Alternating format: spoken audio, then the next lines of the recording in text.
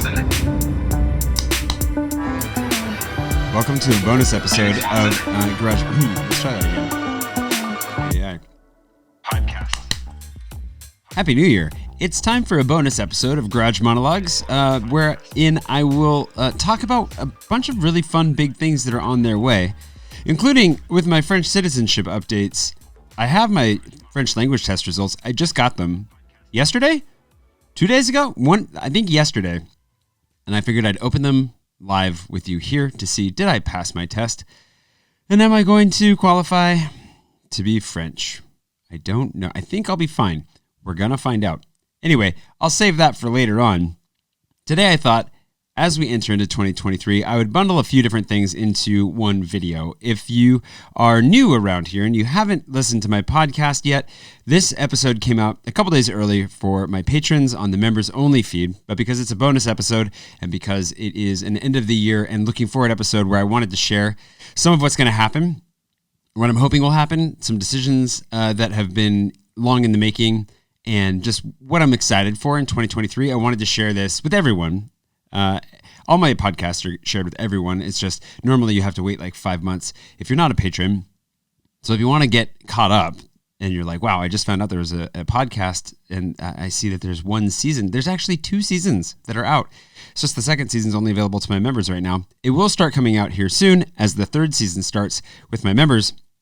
But the 3rd season is going to be seen through the theme of becoming French, of getting my citizenship, and we're going to have a lot of fun. We're going to eat all the French cheeses over the course of the season. That's the plan.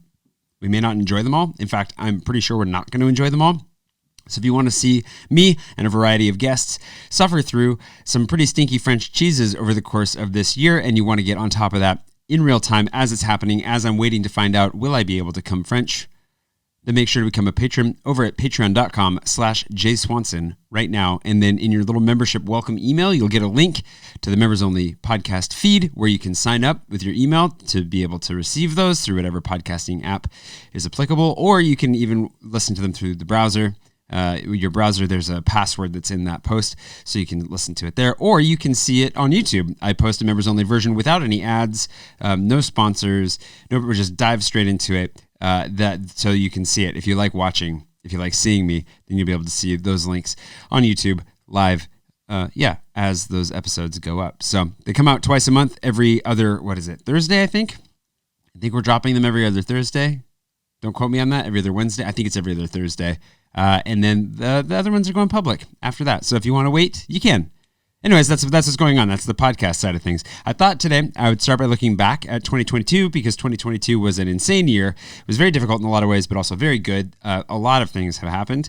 I thought that I would do some new champagne goals with you then, looking forward to 2023.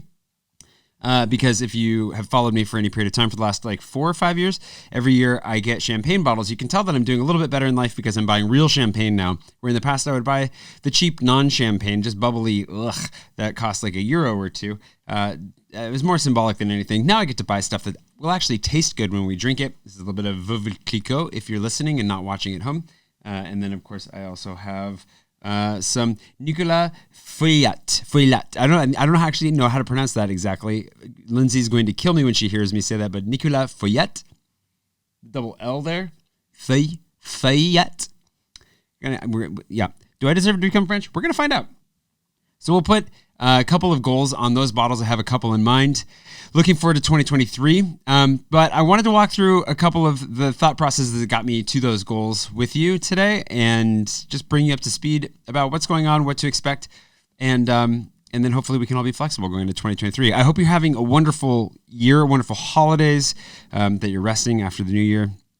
It is New Year's Eve, the day that I'm recording this, so it's the last thing I'm recording in 2022. And I just hope you're recovering well and that you can take some time to look back on your 2022, maybe after this podcast, do a little bit of gratitude journaling, maybe look just at the if it was a lot of things or just a few things, look for those bright moments in the year, even if they're really small, and take some time to focus on those and be grateful for them, because for me, that's been very helpful in, seeing some pretty challenging times through a brighter lens. It's been really good. So the language test results are coming. Don't you worry. Oh, geez, I dropped my pen. It's Okay, hopefully I don't need to write anything for this. I got some notes just to make sure we don't forget anything. Let's look back to 2022. 2022 was a nutty year. So a lot of things happened. We'll get to the vlogging experiment here shortly, but there are some big like life things that happened this year with me. Cooper was a massive one. He knows I'm talking about him. He's all curled up in the corner. He's being very good, being very quiet. He knows when I'm recording now that he needs to be quiet, which is really good. He's a very good boy. But that was a really big change, dramatic life change, to say the least. Holy cow. Getting a dog was really good. I'm really glad that I did it. I wasn't so sure I was glad that I did it for a while there. But he's been amazing. And obviously it helps that I was a little bit obsessive and very much like first child parent level type A. I don't know how you want to put it, like into his training, into the routine, the regimen, like keeping it pretty strict. Obviously didn't do it perfectly. There's some stuff to work. I mean, he's still a dog. He's a good boy, but he's great. He's amazing as he is. And honestly, getting a dog, I got him largely for two things. One, I wanted to get a car this year. Not going to happen, obviously, because it's the last day of the year, and also not going to happen anytime soon for a number of reasons we can talk about. But I just imagined like, oh man, if I'm going to get out and road trip France, really want to explore the country, I need a dog to go with me. Clearly, that was part of the vision for the life with the dog was like on the road and exploring and getting out into nature a little bit more, which is cool. When we have traveled together like that, has been really, really great. But really, it was personal stuff. I think it was interesting. There's twofold. One, I felt like I was on top of the world at the end of last year. Really felt good. Like I made so much progress through like therapy, professionally, personally. But, I realized that either with the way that my life I was thinking would go, which I think is actually turning out to be true, either I had the chance to get a dog right then, or I needed to wait probably like 2 or 3 years. Just because dogs are a lot of work, and I knew that. And I knew the window was closing for when I could dedicate the amount of work that I wanted to put into a dog in up front. And so it was kind of like now or, in not now or never, but now or in like 2 or 3 years. And it was a fairly quick decision in that way, but I was like, no, let's do this. Because the other thing is I'm nearing 40 years old. I'm not 40. I'm 3 years away from 40, but I don't have a lot of friction in my life, interpersonal friction. I've managed to learn a lot about like cutting out the bad friendships, like relationships that are harmful or that are detracting. Like I've learned a lot about cultivating good friendships basically in the last few years. And the result has been that there is some good friction there, but definitely I don't live with them. Like they don't have to put up with me all the time. They're not dealing with whatever garbage I'm throwing around. So I don't have anybody in my life. I'm single. I don't have and don't intend to have kids. I don't have anything going on in my life that isn't me. And so I thought, well, I want to grow. And what experience is going to help me grow more than this dog coming along with the, road tripping and everything else. And boy, did he help me grow. So anyways, we can round up this Cooper section, but I definitely, he has taught me so much about myself, so much about like how anything that's going wrong in the world, if I'm reacting to that, it's in me. Like if I'm annoyed with him, if he's driving me crazy for whatever reason, if I'm upset, if I'm stressed, whatever, it actually has nothing to do with him. It's not always true. Like if he runs into traffic or something, that's going to cause some stress. And that is still my fault because I didn't train him not to run into traffic in that instance. But ultimately, like if he's doing something and I find myself being annoyed with him, it's a really good reminder that I need to check in on myself. He's ultimately a mirror of my emotional state. And if I'm agitated or irritated, he's actually kind of an early warning system for that. And I've really learned to take that and then back up a second and be like, whoa, I need to calm down. I need to take stock of myself and come back to this because it's not the dog. He's actually pretty much awesome all the time. And that's been a really good lesson. There have been a lot of really good lessons in there. I've learned that I can handle this and so many there's just been a lot of good stuff that's come with it. And if you've followed me along for a while, you know that Cooper's been good for me and definitely been hard. And I also don't want to lie about it. I feel like a lot of people talk about dogs a lot of life circumstances of all kinds, and they only highlight the good parts, and they show a lot of cute photos, and isn't it great? And never show the bad stuff, which maybe there are people out there that don't struggle with any of these things, but I don't know who they are. And for me, I definitely did struggle, and I think it's really important to share the honesty of that, or to share that honestly, because maybe to somebody that reflects poorly that I think that having a puppy was actually pretty challenging. But that's the reality of it. And I've grown a lot and I've learned a lot, and I'm really grateful for it. Other stuff that happened this year that I think is worth noting, because if you notice here's something else. I'm not good at marking my achievements, which is why the champagne bottle situation is actually a really good exercise for me, because it gives me an actual physical thing to do to celebrate the achievements that I've set for myself for the year, the goals that I've set for myself for the year. Everything's falling apart here. Hold on. Otherwise, I'm not good at actually slowing down and stopping and taking stock of what I've been able to do over the course of any given period of time. So today is kind of an exercise in that, as I look back at the good things that happened this year. It's been cool to do the podcast. I did 2 successful seasons of the podcast. There are going to be 2 seasons per year at this point. I definitely need to take actual breaks in between them, but it's been really fun to do. Every other one is with a guest, and otherwise it's with me. It's been cool to see the interaction with it, to see it slowly grow. And it's really important for me to keep it going because, for one, I just enjoy it. I think it's really cool. But for 2, as I'm trying to put it in the Nate words again, as I'm trying to stop strip mining my life for content so much and trying to build a little bit of a healthier distance between my personal life and what I put on YouTube, I also recognize that there's been a really, really good conversation that's developed between myself and you. If you're listening to this, there's a great chance you've been around for a while. And I don't want that conversation to go away. I actually really miss that element of daily vlogging, especially. Like, I really miss the conversation and the ability to get immediate feedback and then continue having that over time.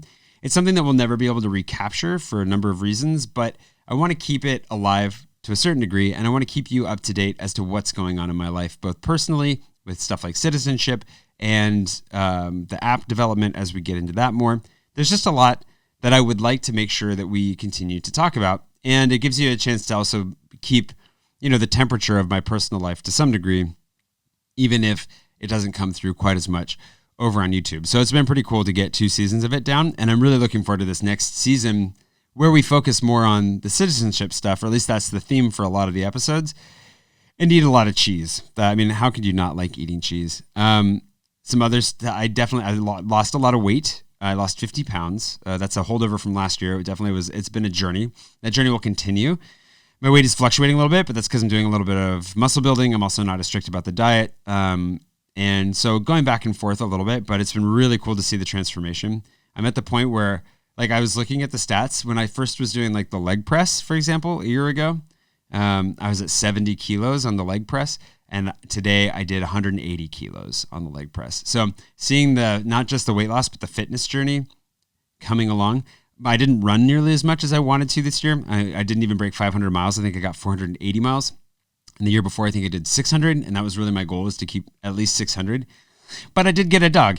And all the walking that I did absolutely makes up for that missing mileage. If not, probably just doubles my running mileage, because I'm out walking him every single day. I think I average 15,000 steps a day. It's 15 to 17,000 steps a day between running and walking the dog, and then just life in Paris in general. So the fitness side of things is going pretty well, and I'm feeling really good about that, and I want to keep that going. Obviously, I got my driver's license, but that was technically, I think that was October the year before, so still something to celebrate. And the soak. I know this came out of left field for a lot of people, because I intended it to, in the sense that I would love to have built it up. I wish I'd have done a better job presenting it. It was a project that I put years into. It was cool to get it out. It felt timely. And honestly, I don't have the time or the space to put into a big project like that right now. So it's better to get it out than not. I am disappointed that I'm very grateful that it actually resonated. If you look at the comments on that video, it resonated very strongly with a subset of people. But if you look at the retention graph, the majority of people were not interested. I think most people, it just came as a surprise. I think I could have done a better job of leading into it. There's some things I could have done to better edit the intro. I listened to some advice that I shouldn't have about that intro. I should have kept it the way I had it before. All that to say, I'm proud that I saw that through. I did a scientific experiment on myself. It was kind of dangerous. Maybe I shouldn't have done it, but I also set out to accomplish something that seemed possible, but also maybe unlikely and kind of foolish. And it was great to see that come to fruition. So that was something cool. We may forget about it. It may never come up again, but I thought I'll mention that because that's a big thing for me, at least. And maybe we never revisit it. Maybe that's just a random side note, a footnote on the life in the weird and crazy life of Jay Swanson. So the thing that I want to talk about with the vlogging experiment and like looking forward to 2023, when I launched season 10, because seasons, I don't even know what seasons mean anymore with the vlog, but when I launched season 10 of the vlog, I was really reinvigorated and having a lot of fun with it. And I wanted to come back and just have fun with it, try some stuff, see what stuck. And because the, vlogging landscape has really changed on YouTube. If you follow YouTube at all, you may know that YouTube is really taking a shift towards idea YouTube. There's like relational YouTube and idea YouTube. And relational YouTube was a big thing for a long time with like vlogs, daily vlogs, like people that were sharing their lives. And idea YouTube is kind of the opposite, where relationship YouTube is very much like, it can be ideas, it can be a lot of things. There's a spectrum here. There's not one or the other, and nobody exists purely on one side or the other. But the idea is that relational YouTube, you're there for that person, that individual. So whatever it is that they're doing, you're into it because they're doing it. And idea YouTube is like, you're there for the idea. It doesn't matter almost who's doing the idea. It's just that the idea is interesting. The title and thumbnail grab your attention, and they're pouring molten lava into a cotton candy machine, to take a random example from something that I watched recently. Thank you, William Osman, in case you ever hear this. So like there's always a spectrum. They're like, you're going to watch William Osman do anything, but what he grabs you with is his ideas. Mr. Beast is very much the epitome of idea YouTube. Obviously anything Mr. Beast does, you're going to be interested in because it's him, but that's why I'm saying there's still a spectrum. But what he's existing on more than anything is his ideas and executing them in a way that maybe nobody else can. So you have idea YouTube and relational YouTube. And I was kind of like, okay, well, we were talking about like relational YouTube coming back. I definitely lived in that space with my vlog. And the way that I made my vlog for a long time was very intentionally polarizing, in the sense that I wanted, if you were there, I wanted you to be there for me. So I knew that I could do things that would make my vlog more successful, but I kind of resisted a lot of that, partially because I wanted to make sure to develop a really strong core audience first and foremost, which I think I've done very successfully, and I'm really grateful for those people. You're probably one of them if you're listening to this. That's who this podcast is ultimately for. But then a lot of it was because I was self-sabotaging. Like, I didn't want to be, one of the things that I've always struggled with is not wanting to be the Paris guy, which is ironic because that's just what people kind of know me as. But I've resisted that, partially because I feel insecure about it to some degree, and largely because I think a lot of us struggle with this, but I don't want to be pigeonholed. Like, I have a lot of things I want to do. I spent a decade of my life working on my science fiction and fantasy writing. I, traveled and seen the world, blah, blah, blah. Like, I think of myself as an ocean, and putting a label on it makes me feel like I'm just a little bottle of water. But the reality is that nobody can really consume the ocean, but they can consume a bottle of water. And if you're doing something like this professionally, at some point you have to embrace that. Somebody also said you can't choose what you're famous for, or you can't choose what you're known for. And that's also pretty true. And for me, I was a tour guide in Paris for a while when I was vlogging. And I stumbled into making tourism related or centered content, mostly because I love this city. And I heard tourists complaining about things that if they just had access to better information, they would have had a better time in the city. And I wanted them to love my city the same way that I love it. And so I started making videos along those lines. And those are the ones, of course, that have always popped more than anything else. And I think quietly I resented that to a degree, because I was like, but there's so much more going on here. But again, in reality, I was withholding the best of myself because I was scared of success. I was scared of just so many things going into it. And so I'm at a place now where I'm recognizing, okay, like, I have a lot to offer. I respect also what it is that I was offering more, because I have all these conversations with people that have a better time in Paris literally because of the videos that I make, which blows my mind. Because I also, speaking of like the issues that I've had to like work through in therapy, if I can do it, I assume anyone can do it. And if I'm doing it, I don't assume that there's a whole lot of value in it, whatever it is, whatever we're talking about. And so if I'm offering information about Paris to you, I don't think of that as having any real value or impact in the back of my mind. But it's taken years. A lot of you are probably screaming at whatever device you're listening to this on because you're like, Jay, you're such an idiot. But it's taken a lot of years of people telling me how valuable this is, of people literally sending me money to thank me. Like, people send me cash. They don't just join Patreon. They don't just buy like a hat, which my hat's no longer available because Spring was worried about copyright infringement. For those of you who've been wondering where the hats went, sorry, you can't buy that anymore. People don't just do that stuff. Like, there are people that don't even go on trips, that have family that go on trips, who then send me a thank you note saying, my wife or my husband or my son or daughter or whoever went on a trip and had a great time thanks to your videos. Here's $100. Thank you. And the crazy thing is, I'm always very grateful for that, and it always blew my mind, but it never sunk in that that is the level of value that I'm offering, that people related to people who get value from what I'm doing see it and want to thank me for it. Not a ton of people, but enough that it happens regularly, and that's really cool. Why is this not sinking in? Why am I not leaning into it? And so I've resisted this for so long, and I keep going back to things like vlogging in the way that I used to, because I miss the daily vlogging, because I miss the conversation. I miss that level of interaction that we used to have. But I'm also just really scared. I've been very scared to be the Paris guy. I've been very scared to get pigeonholed, to get sucked in, because also I think I see a lot of stuff that happens in Paris tourism, in the Instagramification of Paris. I call it Paris fetishists. This is a term that I use with Lindsay and a few other friends, and I've always been reluctant to say it out loud and publicly because I've just been milquetoast about my opinions in a lot of ways too. You can tell that I'm hopefully growing a lot here right now.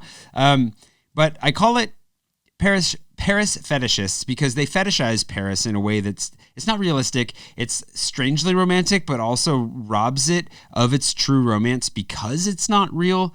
And they're just people that obsess over French culture or the vision of the city that they have, to the point that like the Japanese embassy has a hotline for people who come here and have actual mental breakdowns because Paris cannot live up to the fantasy that they have in their head, and they have to get airlifted home because of that breakdown. That actually happens. You can go look that up on the internet. It's a real thing.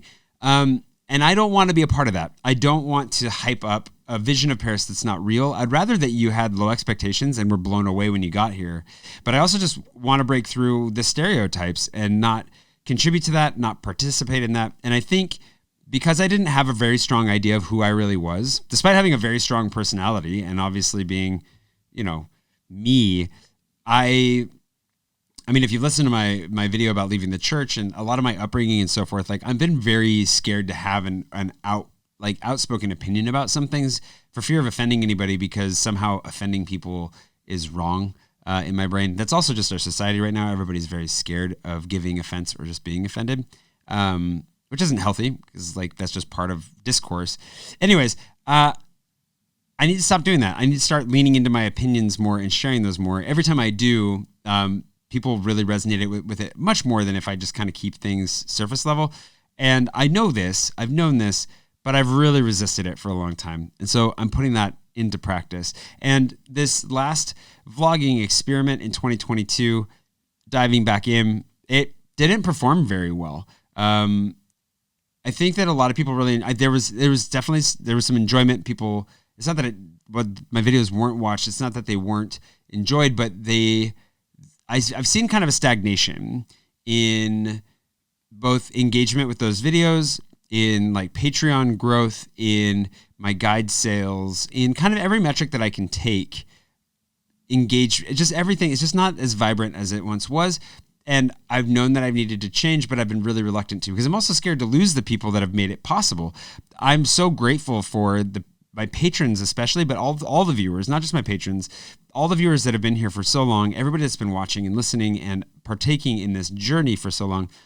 And I've been losing them over the course of the last couple of years, partially because of my milquetoastness, partially because of the lower dynamic level of our engagement. There's a lot of reasons for it, but I've been resisting evolving and growing with what I've been learning because I've been scared to take some jumps. And you've seen that in how I've tried to reduce the amount that I'm producing. I've tried to be a little bit more specific. I'm trying to improve and to grow, but I haven't really let go of the things I need to let go of, and I haven't embraced fully the things I need to embrace. And that's ultimately what brings us to 2023 and moving forward. Originally, moving into 2023, I wanted to do an entire series called The Road to Citizenship. I actually have the domain. I got a logo made. I had a lot of plans for this. And I wanted to basically make a love letter to France while also exploring France and seeing the whole country in preparing to become French. I still want to do that. I still think that's a really fun idea, and I still think that would be a really good time. But it would be a lot of extra work, and I'm not sure necessarily where it would go. And I don't have the clearest idea of it in my head for how I would do it. And so all of a sudden, I'm going to be spending a lot of money on transportation and lodging, putting a lot of effort into these things. And I think I'll make some cool videos, and it would be a worthy story. And personally, I would just enjoy it. But it's been really, really hard. But I've come to the place where I'm like, okay, maybe I need to trim this back significantly for now. France will be there. I'm going to go and I'm going to explore it. I'm not saying I'm not going to go out into France and explore it some this year at all. However, I was building it up to a really big project, bringing more people on, going to do a whole lot more than just make some vlogs. And it was really starting to pull away from other things that I need to get done this year. Because this year is the year of becoming French, but it's also the year where I'm going to learn to actually focus in and just do one thing. And the one thing that I'm going to do this year is Paris.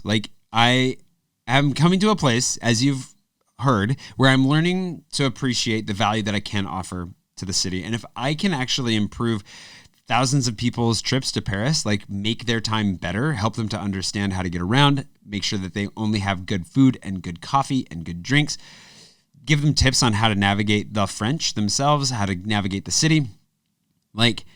That in and of itself, I think, is a worthy pursuit that I should probably focus everything on, because I've already done so much of the groundwork for it, and I've been resisting launching myself fully into it. And so I need to launch myself fully into it. And part of that is the app. And when I was looking at, okay, we're developing an app, I have Paris in my pocket, I have my vlog, and then the road to citizenship, I was like, I got to start cutting stuff out. Earlier this year, I had already cut out a bunch of stuff that I was doing that wasn't really going anywhere or wasn't fulfilling anymore. I wasn't really enjoying. I cut back on how much I was vlogging. I stopped doing my photo of the day project. That's something that happened this year, that I did a photo a day for, 11 years, something like that, 12 years. I really reduced the things that were filling up a lot of my space. I've done that with my personal life as well, making sure to make more time in the morning. Cooper's been very good for that, by the way. Get up, exercise, walk the dog, take care of his training and everything. My mornings have a really nice rhythm to them most days, which I really enjoy. So I've really homed in on that a lot, and it's been very difficult. The road to citizenship is very fresh in my mind because I was really, really planning on diving fully into that this year. I still think it'd be so great. I'm having such a hard time not doing it. But when I was in the States over Christmas, I had a couple conversations with some friends who have been pushing me to focus for a very long time. And Dorian was one of them who was like, yeah, that sounds nice.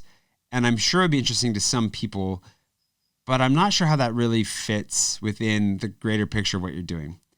And my response, which I think is true, is that, I think my core audience would be very into it. A lot of people have been waiting for this moment. I've been waiting for this moment. It's been a story that's been a part of my life for a long time. It's been one of my big goals for years. Ever since I got back to Paris, my goal was to get my French citizenship. But it's not fully formed enough. It doesn't really move the ball forward this year. And while I would like to keep you up to date on it, and I will keep you up to date through the podcast, I have limited time and resources. I have limited energy. I've really felt that a lot this year, and I need to make decisions to protect that so I can do the best job that I can.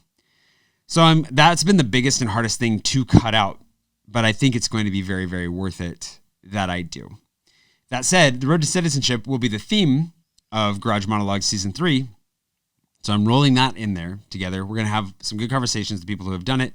We're going to, even if we're talking with people who have nothing to do with my French citizenship, we will try all the French cheeses so that by the time I get my interview to become French, I will have tried all the major and recognized forms of French cheese. There's like almost 70 of them. There's hundreds of individual cheeses, but the actual like defined types that are protected by the French government, I believe the list is 67. And that actually, when I decided to do that, I felt really energized and freed by that, because I was wanting to do like a full, we could possibly do a love letter style documentary. Pushan and I were talking about collaborating to do a nicer, higher quality, like documentary, fun, just something that would be really special. And I would still like to do that if he is up for it and if we can find the right way to do that. But we were going to do like 4 episodes and kickstart it and do events around it and do like all this stuff. I was building up a lot of work for myself around it. And if we're going to do anything like that, I think we need to keep it as simple as possible to make sure that it's really good and also actually gets done. So that's that one. And then moving into 2023, I want to focus on Paris in My Pocket. I have some ideas on how to improve it, on how to have more fun with it. I'm really excited for that. Like, I'm really looking forward to it. I think it'll be challenging, but really good. And then when I vlog, I think it needs to be much more geared this year to take a step. There are some really personal stories that I would like to share still that I think are important and I would like to get to. But for the time being, I think I'm going to focus on Paris-oriented videos, whether that's Paris in My Pocket or a vlog about like the one that I just made about maybe don't come to Paris for Christmas, which the whole goal of that video is just to help set expectations that it's probably not going to snow. Everything's going to be closed. There won't be a lot going on.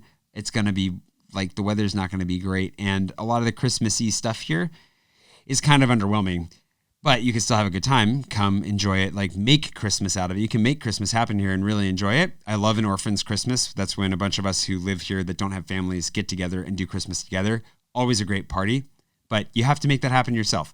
That was kind of the goal of that video more than anything. You can let me know what you thought about that. But I think helping people to set good expectations, helping them to understand what they're getting into and helping them to enjoy it is a big part of it. And then all these videos need to work towards helping to promote the app, because ultimately, like, I'm planning on redoing my guide. There's some big updates to do, like a dozen or so places to remove because they were closed or they're just not good enough anymore.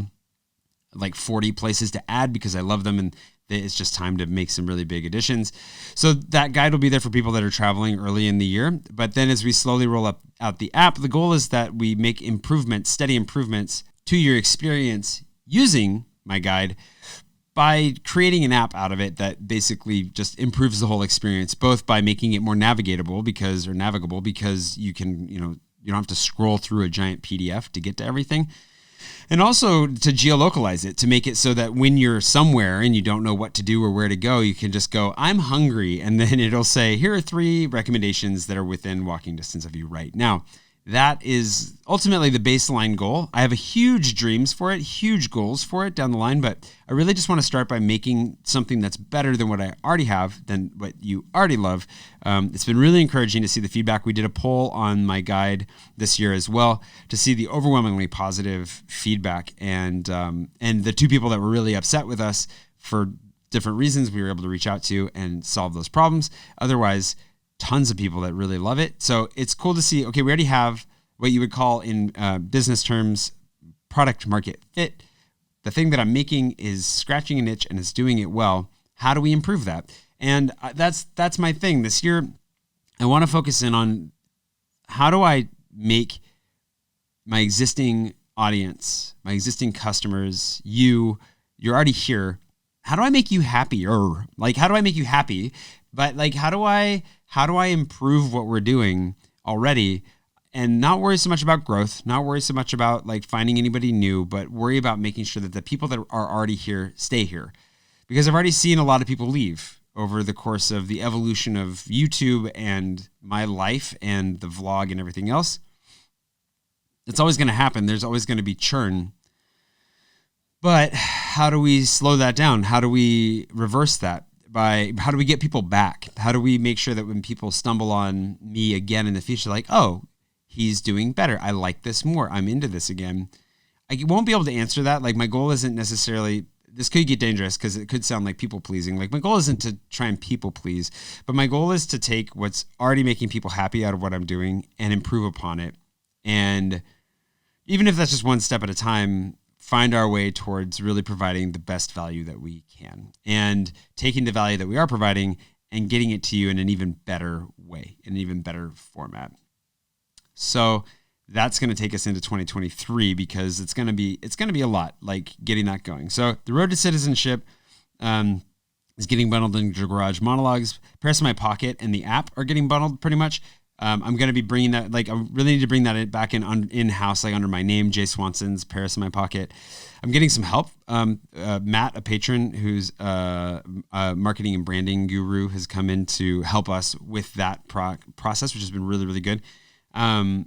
There's a lot of really fun, exciting things. Emily's obviously helping me with that. Kate is helping some stuff. So it's going to be a good year. And my buddy Jeff, who, if you follow the newsletter, you saw, is doing the programming for that, which has been a huge, huge deal.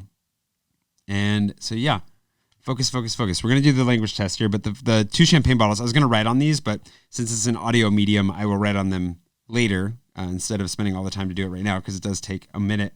But the 2 goals that I'm putting on these are launching the app in a way that's like it's out of beta and is just generally available. So that is, I don't know which one to do. One of these. And then the other one is citizenship.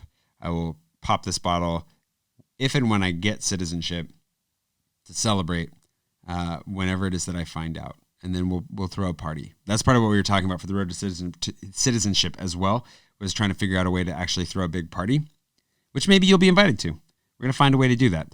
I don't know. We'll see how this goes. The year is going to be crazy. So speaking of the road to citizenship and all this stuff, let's close out by opening up my French language test results. They are available on our internet site. It says to access them, you need your candidate number.